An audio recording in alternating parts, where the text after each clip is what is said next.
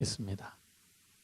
하나님께서 주시는 참된 기쁨과 평안 속에 하나님이 기뻐하시는 신앙생활을 하기를 소망합니다. 여러분 야구 좋아하시죠? 프로야구. 네. 관중 없는 프로야구가 계속되고 있고 프로축구도 관중 없는 프로축구가 계속되고 있는데요. 잠깐 야구 얘기를 하려고 합니다. 저도 어디서 들은 이야기인데요. 프로야구 타자들이 제일 무서워하는 것이 있는데 그것은 손이 울리는 증세라고 합니다. 예전에 어떤 선수도 인터뷰했는데 요즘에 손이 자꾸 울려서 배트를 잡기가 어렵다 이렇게 고백한 적도 있습니다. 야구 배트를 꽉 잡는 그것이 상식입니다. 그러나 몸의 컨디션이 조금 나쁘거나 혹은 선수임에도 불구하고 딴 생각을 할 때는 배트를 있는 힘껏 잡아야 한다라는 생각을 잊어버리게 된다고 합니다. 그러다가 그 무거운 공을 잘못 치면 손이 울리는 증세가 발현되는 것입니다. 그래서 프로야구 선수들의 수칙 첫 번째는 배트를 있는 힘껏 잡아야 한다입니다. 꽉 잡고 때리면 홈런을 치거나 안타를 칩니다. 그러나 꽉 잡지 않고 치게 되면은 파울이 되거나 혹은 손에 울리는 증세가 나타날 수도 있습니다. 그래서 병원에 가서 엑스레이를 찍고 다 해도 뼈에 금간 것도 아니고 또 뼈에 이상이 있어서 뼈가 뼈다고 그러죠. 또 신경이 무슨 끊어지거나 이런 증세가 나타나는 건 아니래요. 겉으로는 전혀 문제가 없지만 그 울리는 증세가 나타나서 2주간 갈 때도 있고 한 달 지속될 수도 있고 2달 지속될 수도 있고 그런 프로야구 선수들은 그 울리는 증세 때문에 너무나 괴로워하고 또 컨디션을 제대로 잡을 수가 없다는 것입니다. 여기서 저는 영적 원리를 알 수 있다고 생각합니다. 영적 원리는 꽉 잡든지 아니면 놓아버리는 것입니다. 배트를 꽉 잡고 치든지 아니면은 안타를 칠 수 없는 상황이 도래할 때는 그냥 배트를 그냥 손을 놔버리는 거죠. 하나님을 향해서도 꽉 잡든지 놓든지 둘 중에 하나라는 것이죠. 어정쩡하게 하나님을 잡으면 이도저도 안 된다는 것입니다.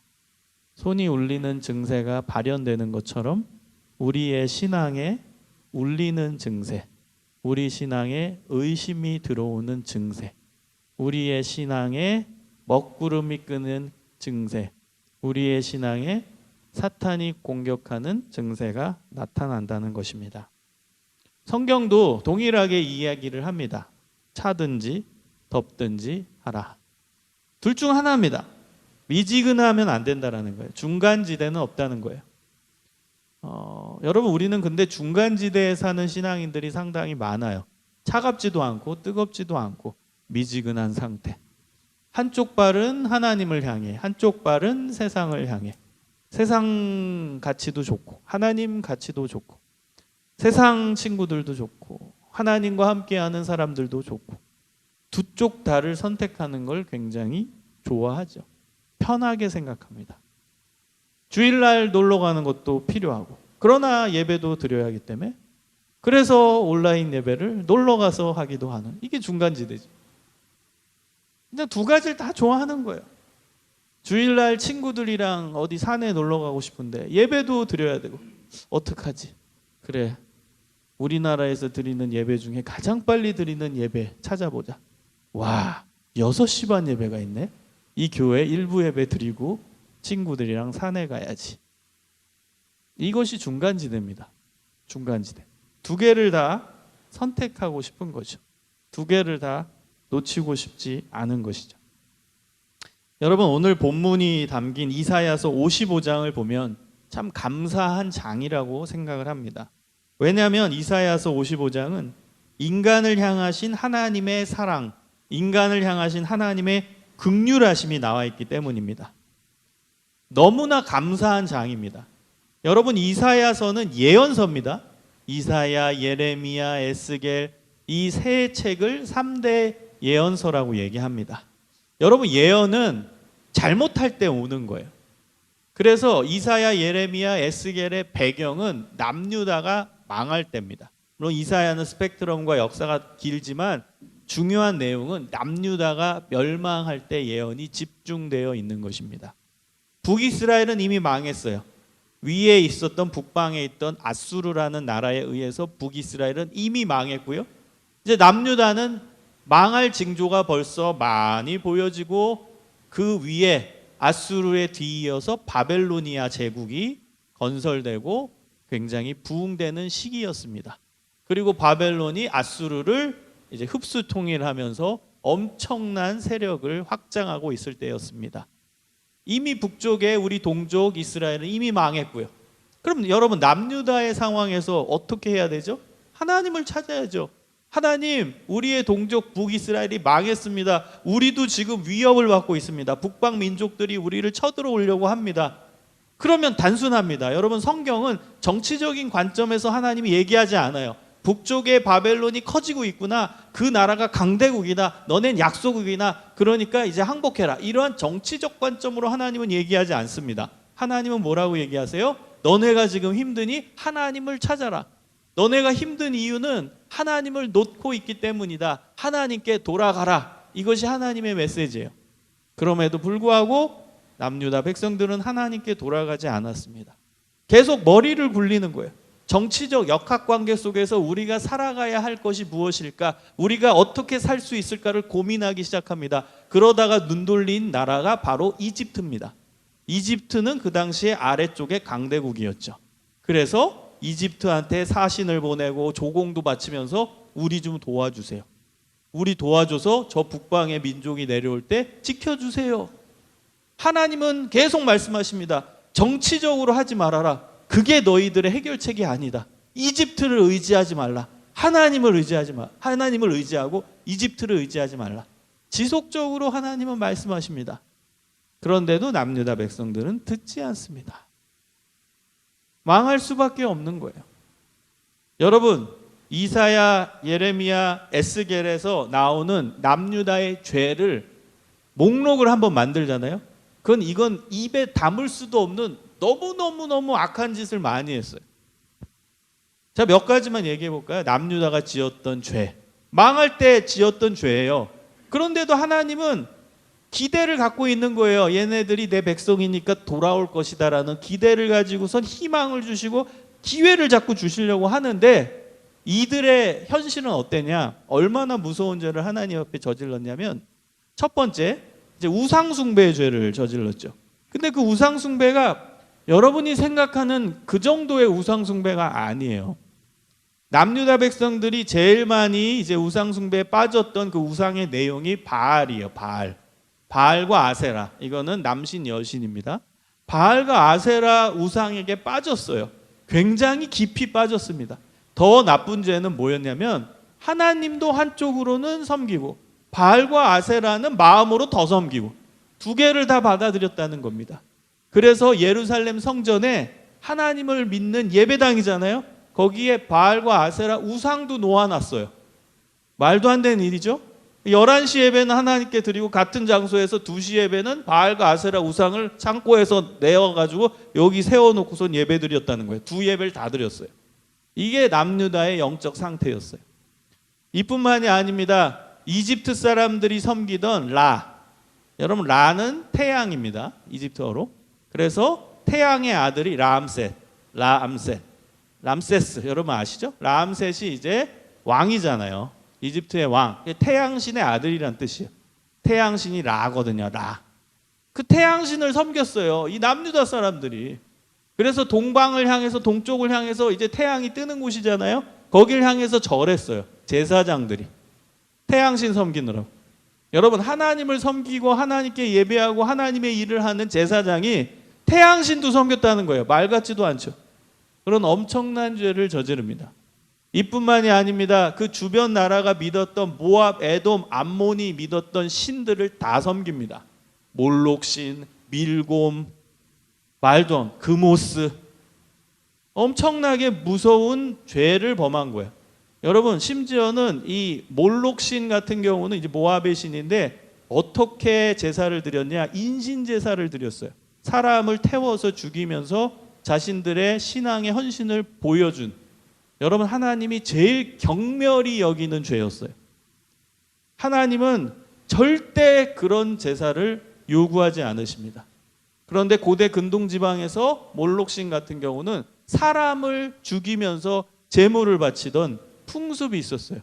근데 그것을 남유다 백성들이 따라했습니다. 정말 하나님이 뚜껑이 열리시죠. 야, 어떻게 저 하나님의 백성이라는 남유다 백성들이 하나님이 제일 경멸히 여기고 싫어하는 짓을 하고 있는지, 그 몰록신에게 제사까지 드려요. 그게 남유다의 영적 상태였어요. 모든 신을 다 받아들여요. 주변 신. 그러면서도 입으로는 저 하나님도 믿어요 이랬어요. 야, 하나님도 믿어요.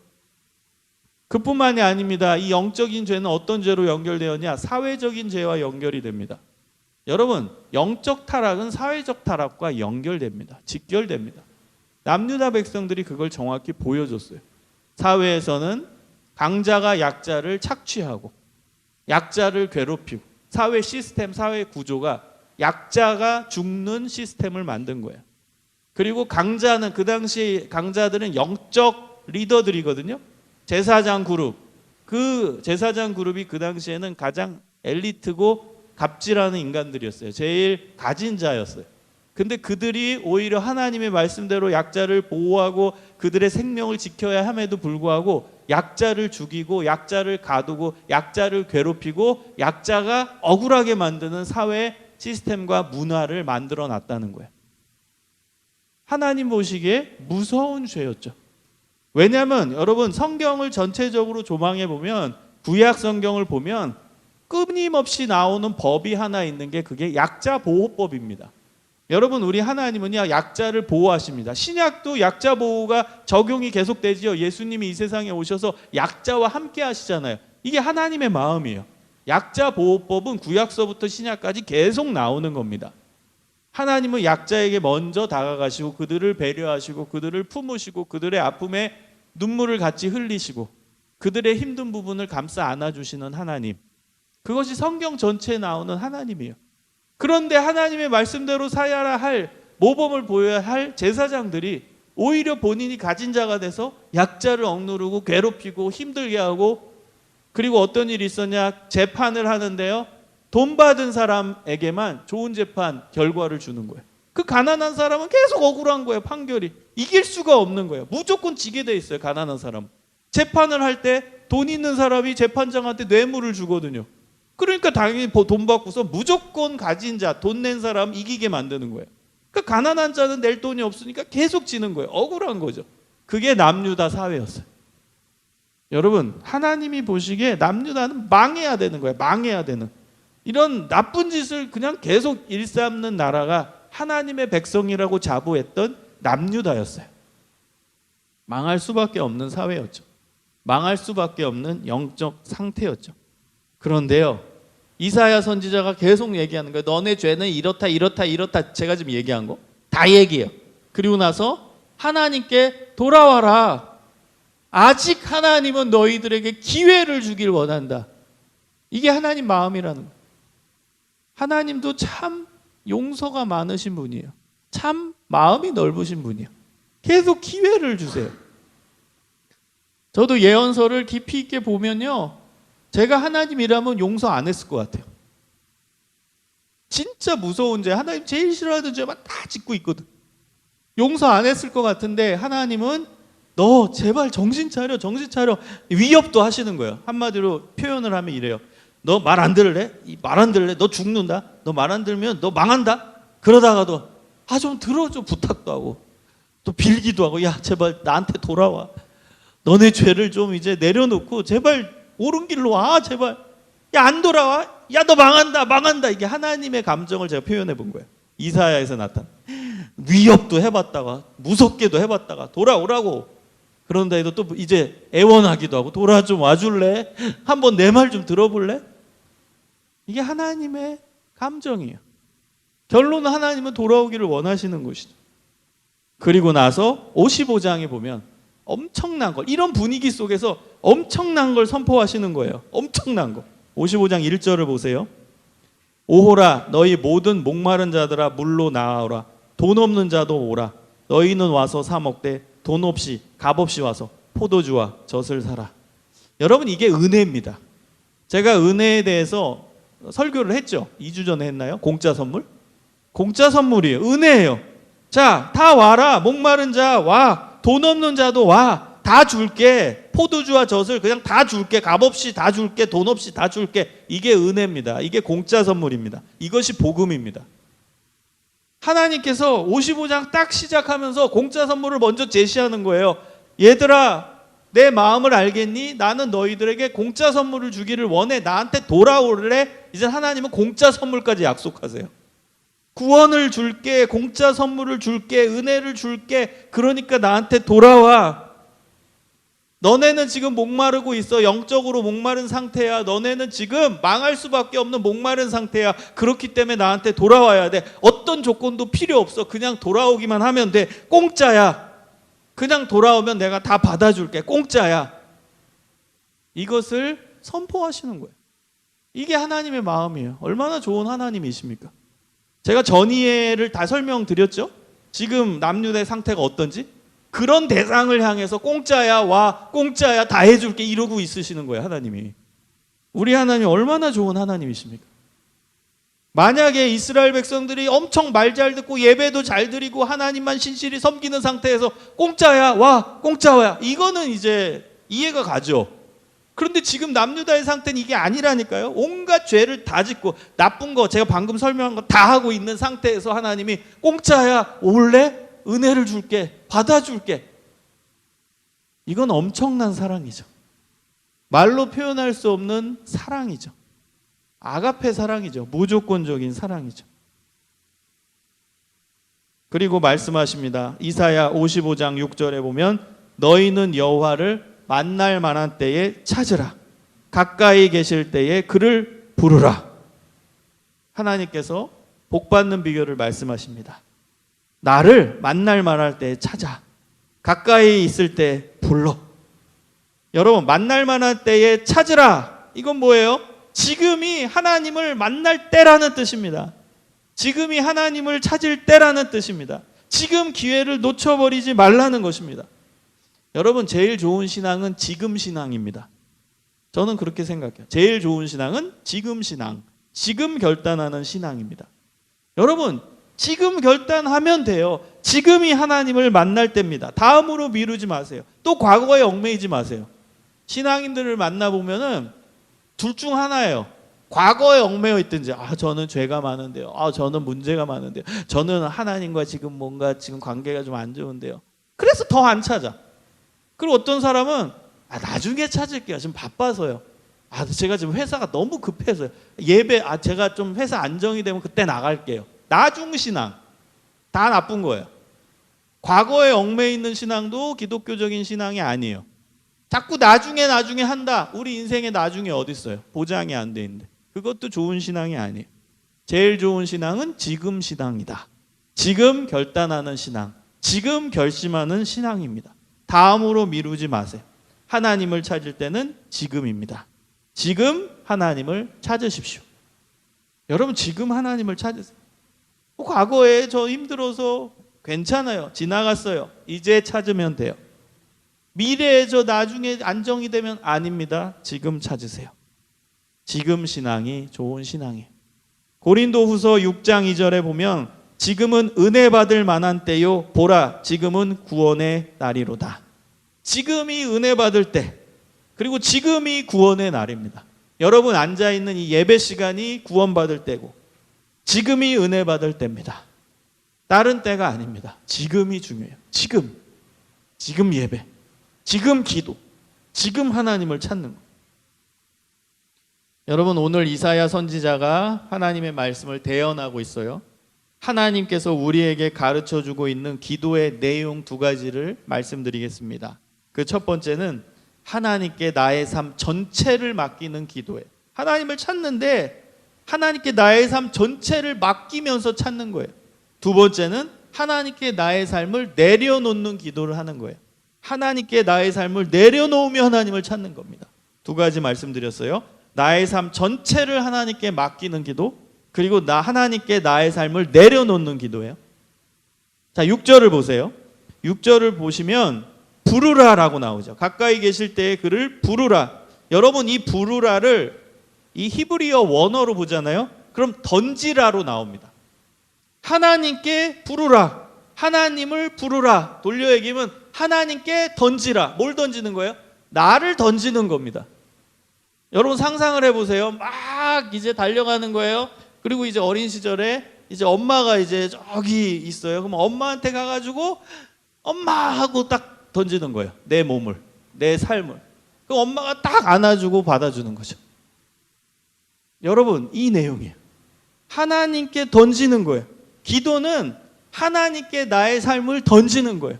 나의 삶을 맡기는 거죠. 여러분, 우리 옛날에 해보셨을지 모르지만 수련회 가면 게임 하잖아요. 그럼 둥글게 이제 조별로 서가지고 한 명씩 눈을 감고 그 다음에 이제 딱 눕는 거예요. 그럼 뒤에서 받아주는 거죠. 물론 이제 뭐 장난치는 인간들은 이제 안 받아주면 큰일 납니다. 이건 게임의 효과가 없어요. 그 게임이 이제 믿음에 대한 것을 쉽게 설명하는 체험 게임이에요. 그러니까 뒤에 이제 우리 조원들이 나를 받쳐줄 거라는 믿음이 있는 거죠. 그럼 나는 눈을 감고 믿는 거죠. 그럼 누워. 그러면 의심이 많은 애들은 안 눕죠. 야, 너 잡아줘야 돼. 야, 잡아줘야 되나? 야, 누워. 그럼 야, 간다. 아니, 그냥 누워. 못 믿는 애들이 있어요. 그러면 이제 믿으면 어때요? 그냥 자연스럽게 누우면 뒤에서 탁 받쳐주는 거죠. 이게 던지는 거예요.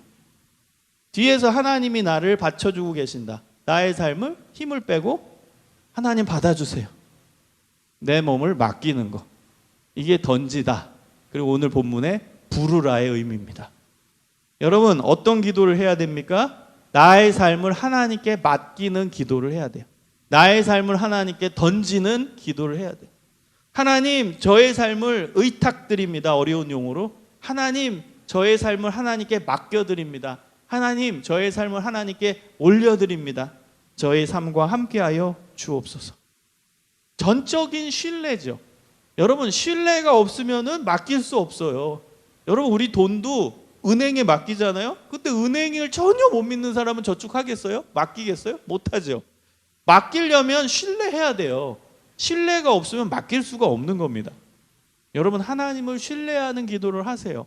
하나님을 진짜 신뢰합니다. 내 인생을 다 맡깁니다. 하나님, 내 인생을 올려드립니다. 여러분, 근데 놀라운 것은 여기에 어떤 신앙적 의미가 있는 줄 아세요? 하나님이 나의 삶의 주인이라는 고백이 들어가 있는 거예요. 나의 삶을 맡긴다? 그럼 이제 내가 나의 삶의 주인이 돼서 살지 않겠다라는 의미거든요. 나의 삶을 맡겼으면 하나님이 알아서 하실 거 아니에요. 우리가 은행에 돈을 맡겼어요. 그럼 은행이 알아서 돈을 굴릴 거 아닙니까? 내가 그거 하나하나 신경 쓰나요? 내 돈이 어떻게 굴려지나? 그래서 이자가 어떻게 어떤 과정으로 나오나? 신경 안 쓰죠. 맡기는 거예요. 맡긴다라는 건 주인, 주도권을, 주체권을, 주인의식을 내어놓는 거예요. 내가 주인이 아니라 그 맡긴 대상한테 넘기겠다라는 거예요. 주권을 넘기는 주권 이양의 과정이에요. 그래서 내가 하나님께 맡긴다. 나의 삶을 맡긴다. 그럼 나의 삶의 주권을 하나님께 맡기겠습니다. 하나님이 내 인생 주인입니다. 이 고백이 들어가 있는 거예요.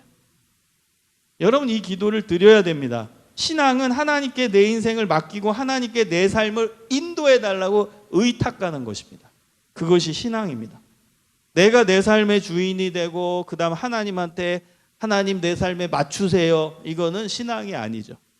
그래서 여러분, 하나님을 향한 전적인 신뢰와 의탁을 전제하고 기도하는 것은 하나님께 내 삶의 주체성을, 내 삶의 주권을 맡기는 겁니다. 여러분, 이렇게 살아가는 사람이 행복한 사람이에요. 맡길 때 행복한 거죠. 근데 진짜 신뢰할 만한 분, 정말 온 세상을 만들고 주관하시는 분께 내 모든 걸 맡겼으니 행복한 거 아닌가요? 여러분이 만약에 맡겼는데도 행복하지 않는다면 그럼 맡기는 분을 신뢰하지 못하는 거죠. 그래서 여러분이 얼만큼 하나님을 신뢰하고 있는지를 체크해 보세요. 만약에 진짜 하나님을 신뢰한다면 여러분의 인생을 맡겼을 때 행복한 거예요.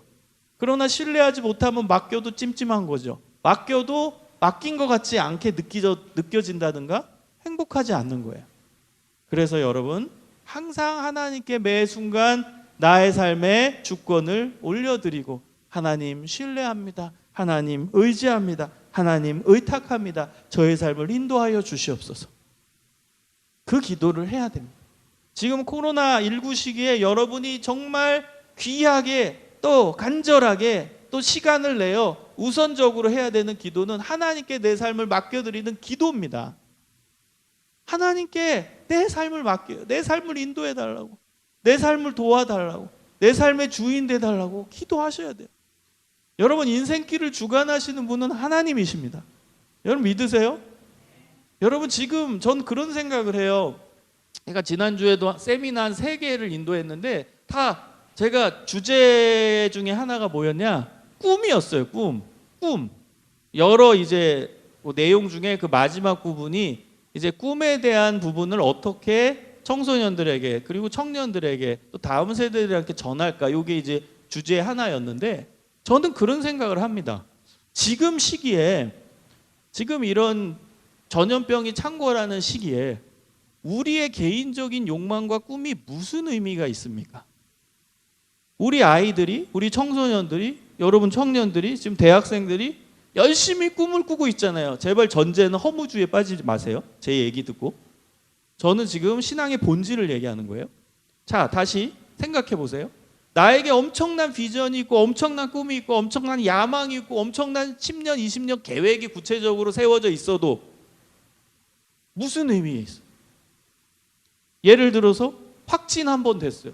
그럼 여러분 상상해 봤어요. 저도 요즘에 그런 아픈 분들 이제 공감해 보려고 상상을 많이 해봐요.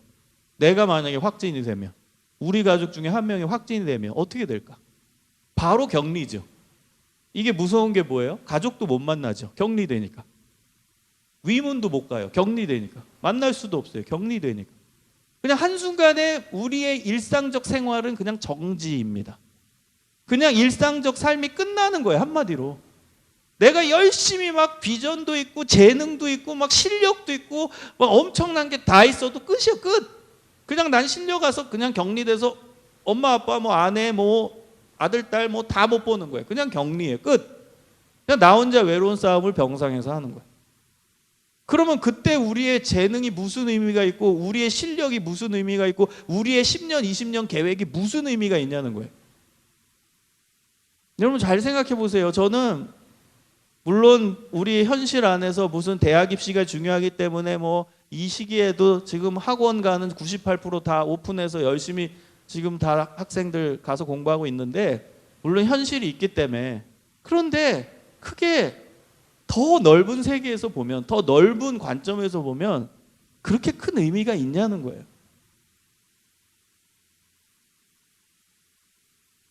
제 주변에 음악을 하는 분들이 있어요. 특히 지금 큰 저희 금호와톨 전체 이제 뭐 관리하고 이런 제자도 있고 음악 관련된 이제 제자들이 있어서 막 종종 전화를 해요. 요즘 힘드니까 어떠냐?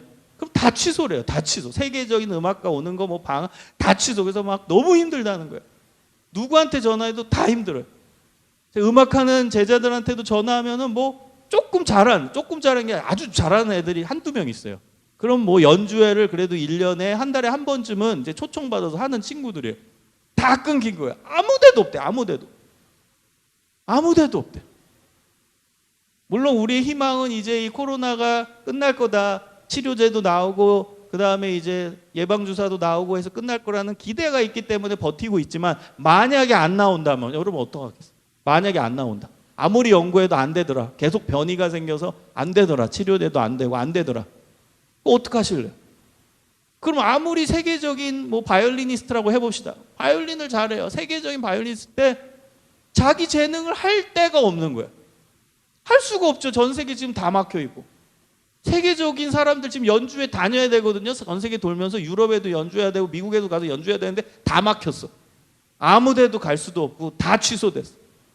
그런 상황에서 내 재능과 내 실력이 무슨 의미가 있냐는 거예요. 여러분, 허무주의에 빠지라는 거 아니에요. 이제 우리의 꿈을 바꿔야 한다는 거예요. 꿈. 여러분, 우리의 꿈 내용을 바꿔야 돼요. 그냥 내 개인이 재능이 있어서 실력 있고 그래서 열심히 해서 돈 많이 벌고 그래서 난 편안하게 살고 이게 우리의 꿈이 되어서는 안 돼요. 어느 순간 딱 끝날 때가 있으니까. 갑자기 못할 때가 오니까 지금 상황에서는 우리가 더 성찰해 봐야 돼요. 우리의 꿈은 이제는 조금 더가 아니라 아주 많이 영적인 꿈이어야 되고 사회적인 꿈이 되어야 돼요. 그 단초를 제공해 주는 게 저는 이번에 코로나 사태 때 언론에서 비춰준 의료인들이라고 생각해요.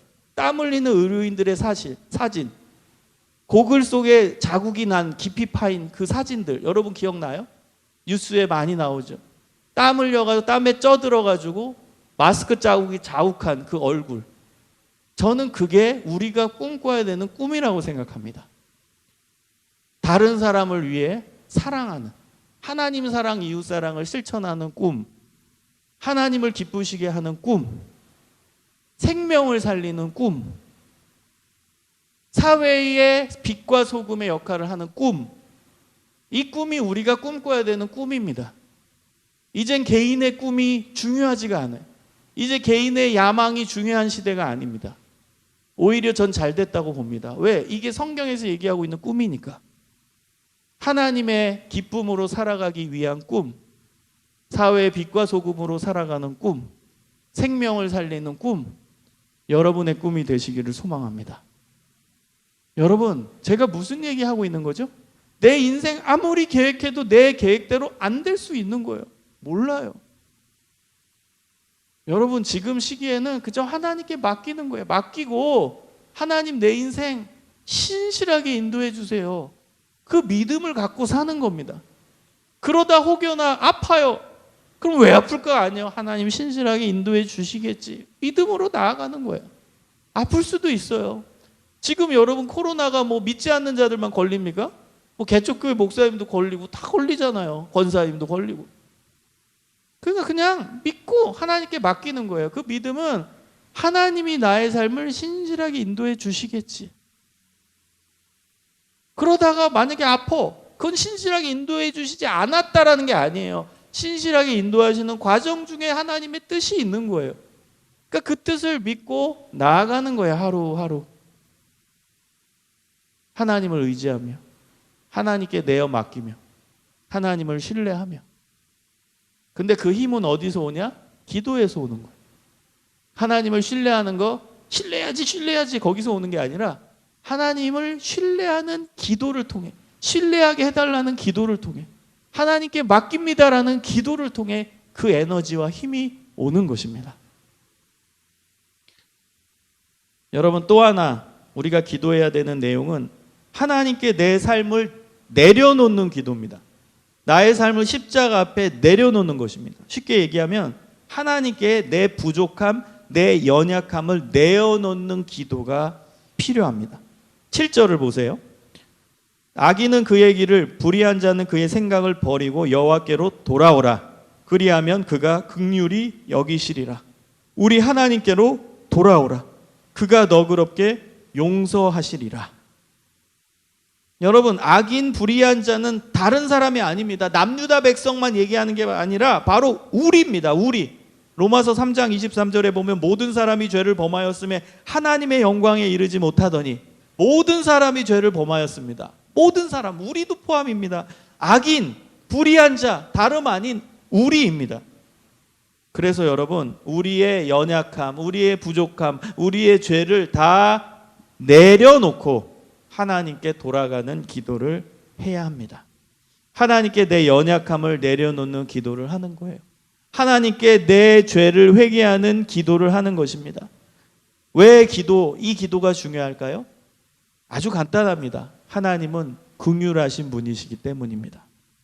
여러분, 하나님의 그 긍휼하심을 입으려면 내 연약함을 내려놓는, 내 연약함을 토로하는 기도를 계속 해야 돼요. 그럼 하나님이 우리를 긍휼히 여기십니다. 하나님이 우리를 긍휼히 여기신다는 의미는 하나님이 우리를 불쌍히 여기신다는 거예요. 여러분, 하나님이 우리를 불쌍히 여기신대요. 그럼 하나님이 우리에게 얼마나 큰 은혜를 주시겠습니까? 불쌍히 여기니까 더 주고 싶은 거예요. 그래서 여러분, 회개는 제가 누누이 강조하지만 특권이라고 말씀드렸어요. 회개는 의무가 아니라 특권이에요. 나의 연약함, 나의 부족함을 내어놓는 회개의 기도, 이것은 하나님의 긍휼을 더 받을 수 있는 기회입니다. 하나님의 불쌍히 여김을 받을 수 있는 놀라운 기회입니다. 그래서 여러분, 회개 기도가 중요해요. 계속 여러분 하나님께 맡기세요. 하나님께 여러분의 부족함을 토로하세요. 하나님, 또 저 실수했어요. 하나님, 또 저 이렇게 했어요. 하나님, 저 불쌍히 여겨주세요. 하나님, 저 이거밖에 안 되는 인간이에요. 하나님의 힘이 필요합니다. 하나님의 은혜가 더더욱 필요합니다. 여러분, 실천사항을 드릴게요. 여러분 삶에서 작은 실수한 거나 혹은 너무나 부족한 모습을 보였을 때, 내 감정이 다른 사람을 힘들게 했다라든가, 그것이 떠오르면 먼저 하나님께 회개하는 거예요. 먼저 연약함을 하나님께 바로바로 토로하는 거예요. 나중에 하면 안 돼요. 생각났을 때, 바로 인지했을 때, 그때 회개입니다. 여러분, 톨스토이의 단편에 나오는 내용입니다. 어느 두 여인이 목사님을 찾아갔어요. 그 목사님한테 이렇게 얘기합니다. 한 여인은 나는 죄인입니다. 큰 죄를 지었습니다. 근데 두 번째 여인은 목사님, 저는 별로 큰 죄를 지은 것이 없어요. 근데 자질구레한 죄는 좀 지은 것 같아요. 근데 큰 죄는 뭐 기억날 만한 죄를 지은 적은 없습니다. 이렇게 얘기했대요. 그랬더니 이 목사님은 울고, 난 큰 죄를 지었다고 울고 있는 여인한테는, 자, 그럼 당신은 저 뒷산에 가서 큰 바위 하나를 가져오세요. 이렇게 얘기했어요. 그리고 자질구레한 죄를 많이 지었습니다라고 얘기하고, 큰 죄는 뭐 지은 게 없는데요 라고 말하는 사람한테는 저 뒷산에 가서 아주 작은 돌들을 많이 가져오세요. 자잘한 돌들을 많이 가져오세요. 그렇게 얘기했답니다. 그리고 나서 이제 산에 가가지고 이제 돌을 갖고 왔어요. 그리고 이제 큰 돌을 가져온 여인, 그 다음에 자질구레한 이제 돌을 가져온 이제 두 여인이 있었죠. 그리고 나서 이 목사님은 뭐라고 얘기했냐? 큰 돌을 가지고 온 여인한테, 자, 그럼 그 돌을 다시금 산에 갖다 놓으세요.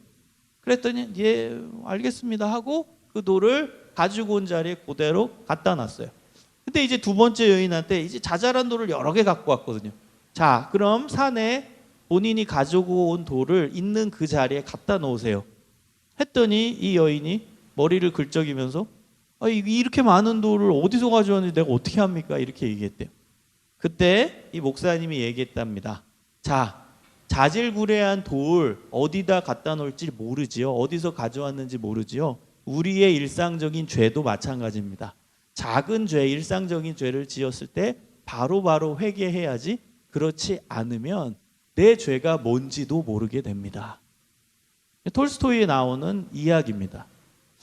여러분, 정말로 우리의 삶 가운데 자질구레한 죄를 지을 때가 있죠. 그러면 어떻게 해야 돼요?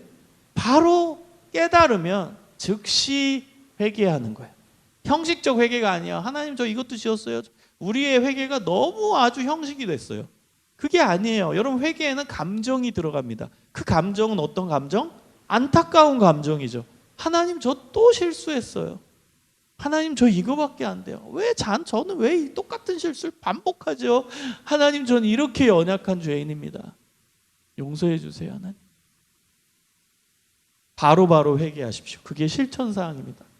그리고 두 번째 실천사항은 뭐냐면, 회개는 철저하게 하나님과 인간과 연결되어 있습니다.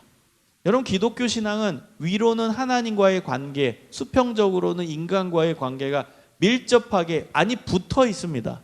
그래서 여러분, 하나님 사랑과 이웃 사랑은 연결되어 있는 거 말씀드렸죠. 하나님 사랑하는 사람은 이웃을 사랑합니다. 이웃을 사랑하는 사람은 하나님을 사랑합니다. 하나님께 감사하는 사람은 이웃에게 감사합니다. 이웃에게 찬양하고 칭찬하는 사람 하나님을 칭찬하고 찬양할 수 있어요.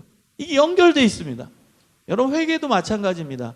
여러분, 우리가 짓는 죄 중에 다른 사람을 힘들게 하는 인간관계에서 발생한 죄도 있어요. 그렇죠?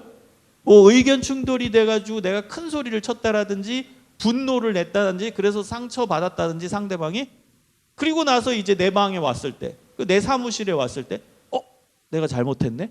그럼 하나님께 회개해야 되죠. 그럼 그 다음 뭐 해야 돼요? 하나님께 회개하면 끝인가요? 하나님 사랑, 이웃 사랑이 연결돼 있다니까요. 그러면 내가 상처 준 그 사람한테 가서도 회개를 구해야죠. 잘못했다고 해야죠.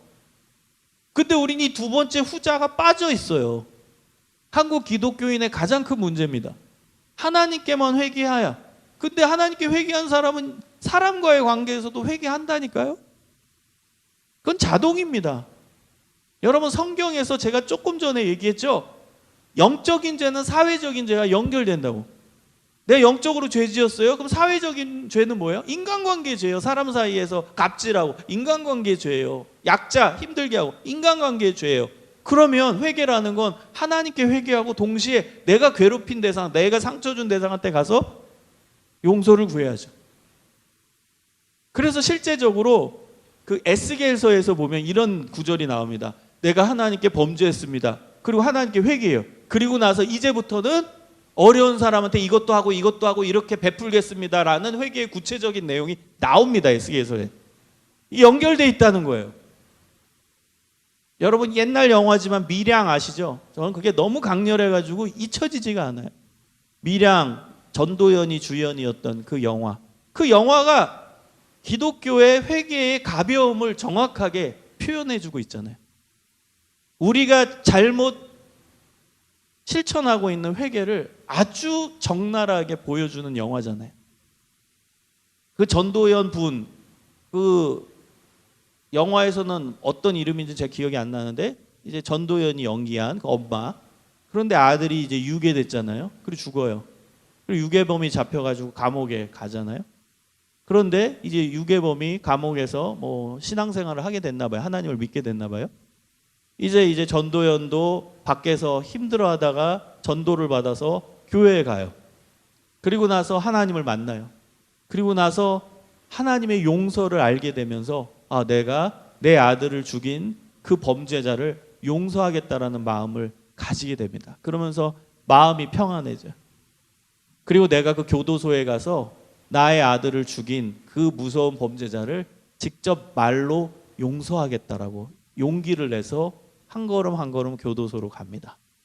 그리고 그 엄마가 자기 아들을 죽인 범죄자와 대면합니다. 그리고 이 힘들게 입을 떼면서 용서하겠다는 얘기를 하려고 하는데 이 범죄자의 얼굴이 너무 평안한 거죠. 이 범죄자가 너무나 말쑥하고 말끔한 거죠, 얼굴이. 뭐 울고불고 제가 잘못했습니다 이것도 아니고 너무 평안한 거예요. 전도연이 더 민망해하지만 아무튼 결심한 것을 합니다. 내가 당신의 죄를 용서합니다. 우리 아들을 죽였지만 저는 하나님의 사랑으로 용서하려고 합니다. 얘기를 해요. 그랬더니 이 범죄자가 아무 미동도 않고 평안한 얼굴로 이 엄마를 바라보면서 이렇게 얘기하죠. 저는 사람의 용서는 필요 없습니다. 하나님이 이미 나를 용서해 주셨거든요. 이곳에서 하나님이 나를 만나 주시고 나를 용서해 주셨어요. 사람의 용서는 필요하지 않아요. 이렇게 얘기하는 거예요. 그래서 그 순간 이제 전도연이 미치는 거죠, 그 엄마가. 그리고 이제 그 교도소에서 뛰쳐나와서 이제 성경을 다 찢지요. 그리고 안티로 돌변하는 거죠. 안티. 여러분, 이것이 기독교의 회개의 가벼움을 적나라하게 묘사한 내용이죠. 여러분, 우리가 사람한테 잘못한 게 있어요. 그럼 하나님께 용서를 받고 구하고 받았으면 그 다음 또 내가 괴롭히고 내가 힘들게 한 그 대상한테 가서 손이 발휘되도록 빌면서 회개를 구하고 용서를 구해야죠. 그게 기독교 신앙입니다. 그게 진짜 회개입니다. 여러분, 레위기서 6장에 보면 속건제가 나와요. 속건제. 저는 이 시대에 너무나 필요한 회개의 중심 내용을 속건제가 가지고 있다고 생각합니다. 속건제는 뭐예요? 회개예요. 회개기도예요. 한마디로. 회개하는 제사예요. 그런데 하나님께 회개했으면 그 다음 뭐 하는 줄 아세요? 속건제는 끝나고 나서 내가 힘들게 하거나 내가 뭐 다른 사람 물건을 빼앗겼거나 뭐 무의식 가운데 뭐 예를 들어서 뭘 가져왔어요. 그리고 깨달아서 하나님 잘못했습니다. 제가 다른 이웃집에 가가지고 제 친구 뭐 책을 갖고 왔네요. 아우 제가 잘못했습니다. 회개해야 되는 거예요. 어쨌든 훔친 거니까. 그럼 그 다음 그게 끝이 아니라는 거예요. 그 사람 찾아가서 사실 내가 이렇게 해가지고 책을 이렇게 어쩌다가 훔치게 됐어. 너무 미안해. 잘못했어요. 용서해 주세요. 그리고 책을 돌려주고 그 다음 뭐 해야 돼요? 그 책값에 5분의 1을 더 얹어서 주라는 거예요. 이게 속건제입니다. 그게 회개입니다. 저는 이 회개가 우리 한국 기독교에 회복해야 된다고 생각해요. 분명히 성경에 나와요. 하나님께 회개했어요? 그러면 내가 괴롭힌 사람 찾아가서 배상을 하되 그 사람이 힘든 거에 더 5분의 1을 더 얹어서 주라는 거예요. 내가 상해를 입히고 그다음 힘들게 했고 그다음 뭐 어떤 뭐 상해라는 게 물적 뭐 정신적 상해가 다 포함되겠죠? 근데 그거를 회복할 수 있도록 그걸 메꿀 수 있도록 그걸 보상해 줄 수 있도록 다 채워주고 거기에 5분의 1을 더 얹어서 주라는 거예요. 그게 성경의 가르침입니다. 회개는 쉬운 게 아니에요. 그래서 여러분 꼭 기억하세요. 실천사항 2가지. 처음에 신천사항 첫 번째 뭐라고 했죠? 자질구레한 죄가 떠오를 때 바로 하나님께 회개하세요. 그 다음에 인간관계에서 내가 잘못한 게 있으면 그 사람을 찾아가서 회개를 구하세요. 용서를 구하세요. 회개하고 용서를 구하세요. 그것이 진정한 회개입니다. 그것이 하나님이 기뻐하는 회개입니다. 사랑하는 여러분, 오늘 말씀을 통해서 하나님께 돌아가는 것은 기도를 통해 이루어짐을 깨달았습니다. 그리고 지금 하나님을 찾을 때입니다. 하나님을 전적으로 신뢰하고 여러분의 삶을 내어 맡기는 기도, 그리고 하나님께 내 연약함을 내려놓는 회개의 기도를 지속적으로 하십시오. 이 기도를 통해 여러분의 신앙이 바른 신앙이 될 것입니다. 하나님께서 기뻐하시는 바른 신앙, 하나님께 돌아가는 참된 신앙이 될 줄 믿습니다. 이 믿음을 가지고 살아가시기를 주님의 이름으로 축원합니다.